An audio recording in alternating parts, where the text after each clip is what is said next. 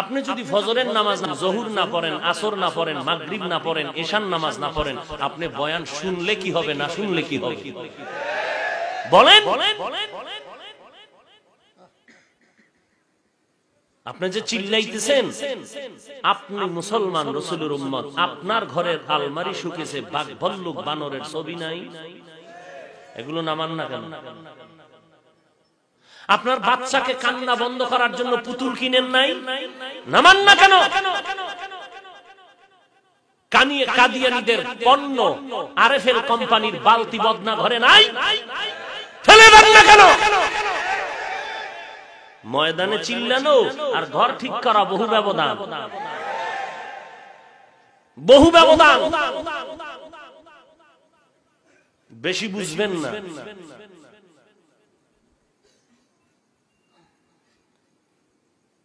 সরকারের সাথে হাটহাজারীর হুজুর সহ ইতিহাস শ্রেষ্ঠ এক সুসম্পর্ক মিথ্যা। আলেমদের সাথে একটা সম্পর্ক সরকার ওলামা কেরামদের প্রতি যথেষ্ট নমনীয়। আমাদের মুরব্বীরা, এরপর আমি তো বসে নাই, আমার মুরব্বী ওলামা কেরাম অন্য লাইনে যেভাবে যাকে পারি আমার ওয়েতে আমি বুঝাইতেছি, বলতেছি, ফোনে পারি, সরাসরি পারি, যে একটা হওয়া উম্মতের যেন কোনো বিশৃঙ্খলা না হয়, মানুষ যেন বিভ্রান্তের মধ্যে না পড়ে।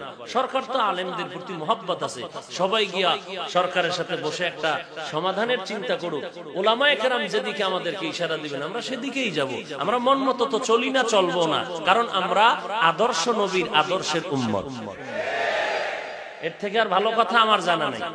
এরপর যদি কেন আমি দালাল, আমার কিছু করার নেই।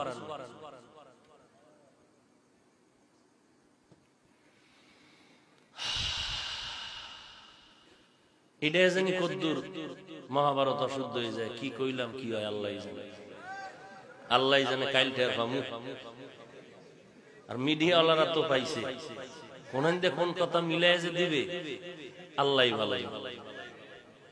আল্লাহ আমাকেও হেদায়াত দান করেন, আমাদের ওলামায়ে কেরামদেরকে হেদায়াত দান করেন, গোটা দেশ ও জাতিকে আল্লাহ পাক হেদায়াতের উপরে চলার তৌফিক দান করেন।